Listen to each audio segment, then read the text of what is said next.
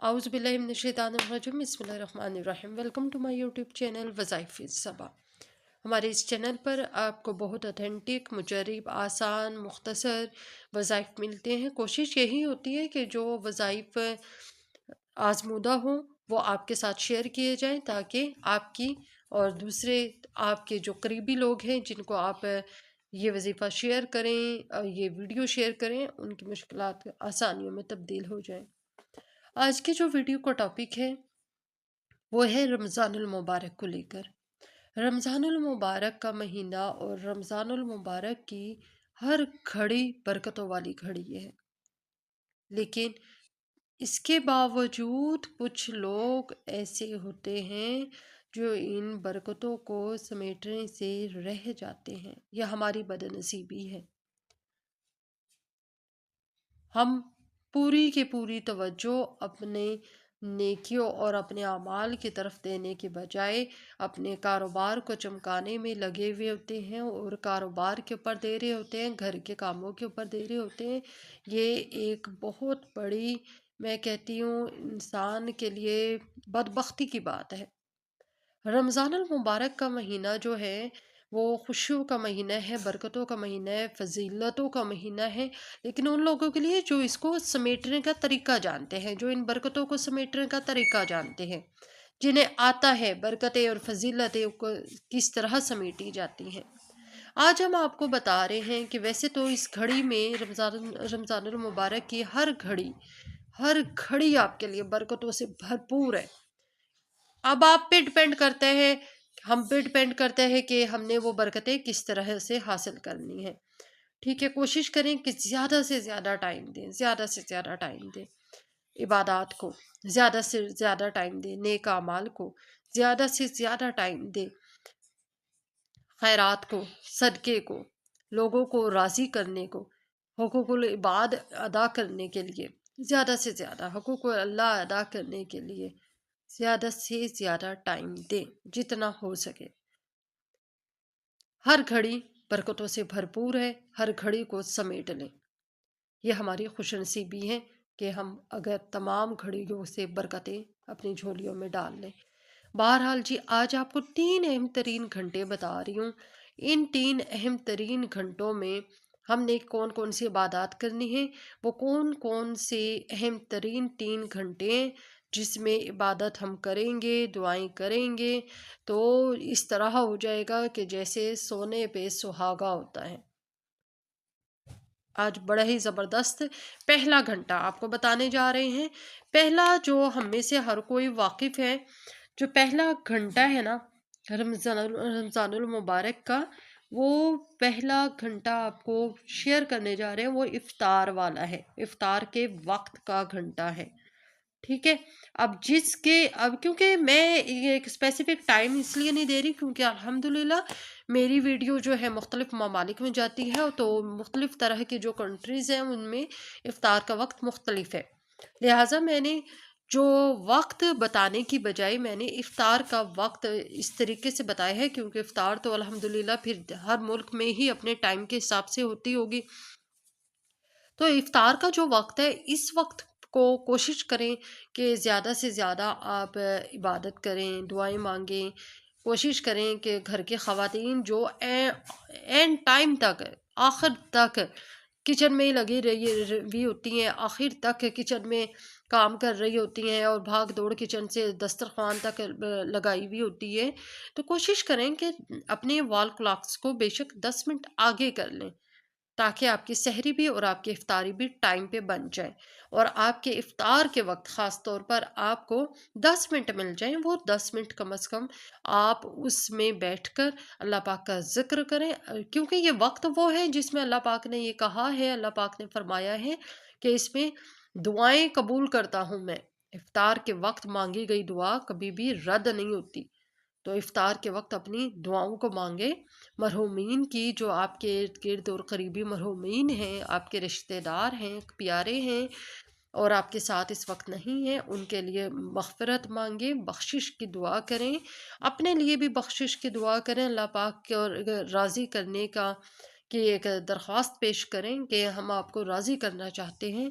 اپنی مشکلات کا ذکر کریں، اپنی مشکلات سے نجات کے راستے میں جو جو مشکلات اور رکاوٹیں اور پتھریلے راستے آپ کے لیے نظر آ رہے ہیں آپ کو، وہ تمام ذکر کریں، اللہ پاک سے چپ کے باتیں کریں، اللہ پاک کے ساتھ شیئر کریں، اور پھر انشاءاللہ العزیز آپ دیکھیں کہ افطار کے وقت کی تو ویسے بھی دعائیں قبول ہی قبول ہے۔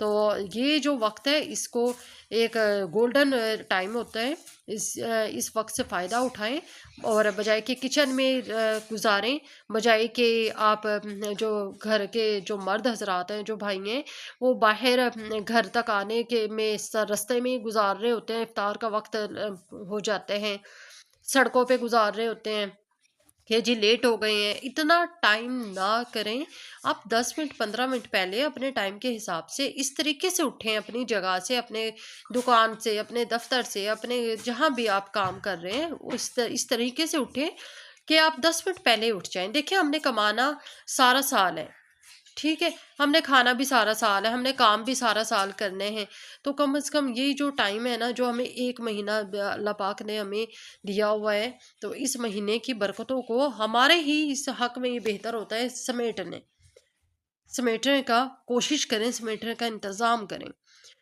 دوسرا گھنٹہ آپ کو میں پہلے یہ بتا دوں کہ پہلا گھنٹہ افطار کا ہے، یعنی افطار والا جو گھنٹہ ہے اس میں آپ جتنا جلدی ہو سکے فارغ ہو کر بیٹھ جائیں، اور افطار دسترخوان پر، ٹیبل پر، جہاں بھی آپ نے افطاری کرنی ہے بیٹھ جائیں، اور آپ اللہ پاک کا ذکر کریں، عبادات کریں، ذکر کریں، نوافل ادا کریں، اور دعائیں کریں، قرآن پاک پڑھ لیں، ٹھیک ہے، اور دسترخوان پہ بیٹھ کے پھر اور اپنا ایک فوکس جو آپ کو مشکل ہے اس کو ذہن میں رکھیں افطار کے وقت پہ۔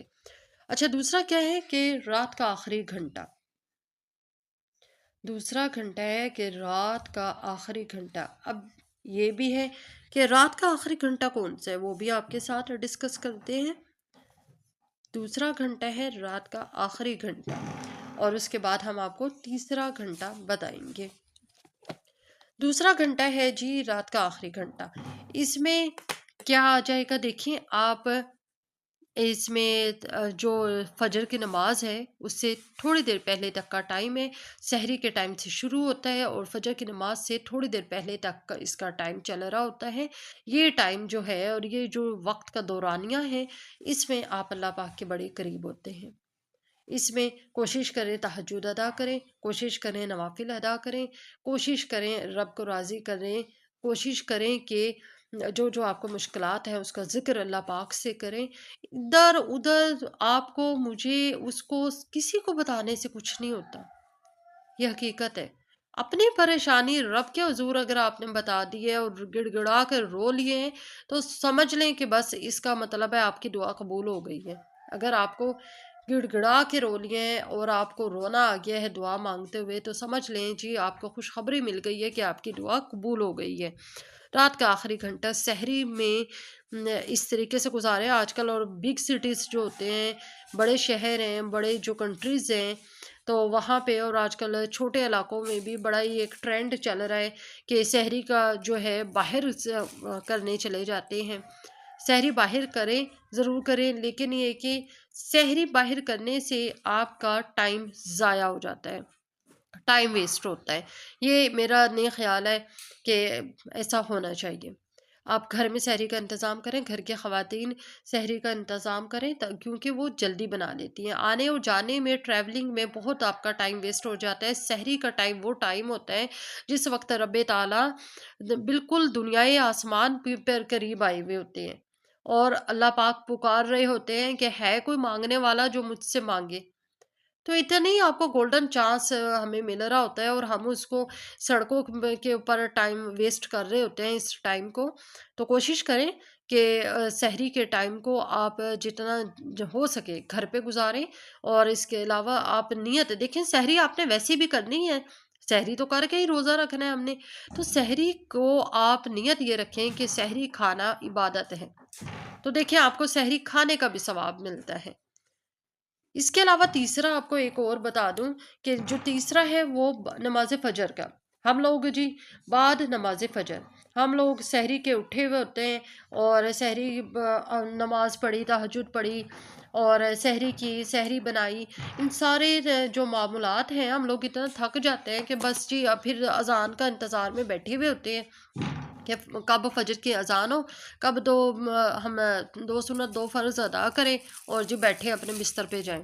ہم لوگ بڑی اس میں تھک جاتے ہیں اور جی جلدی انتظار کر رہے ہوتے ہیں، یہ غلط ہے۔ نماز فجر کے بعد جو ٹائم ہوتا ہے وہ بڑا ہی بہترین ٹائم ہے، طلوع آفتاب سے پہلے پہلے کا اور نماز فجر کے بعد کا۔ یہ ٹائم بھی آپ کے لیے گولڈن ٹائم ہے، اس ٹائم پہ بھی اپنی عبادات کریں، قرآن پاک پڑھیں، تسبیحات پڑھیں، ذکر کریں، جو آپ کر سکتے ہیں اللہ پاک کو راضی کرنے کے لیے، جو اپنے آخرت کو سنوارنے کے لیے جو کر سکتے ہیں معاملات وہ کریں۔ اور یہ تمام معاملات دیکھیں روز کے ہی 3 گھنٹے ہیں، اور ان 3 گھنٹوں کو اگر ہم 30 سے ملٹیپلائی کریں، 30 روزے ہیں تو پھر یہ ہمارے پاس 90 بن جائے گا، ٹھیک ہے۔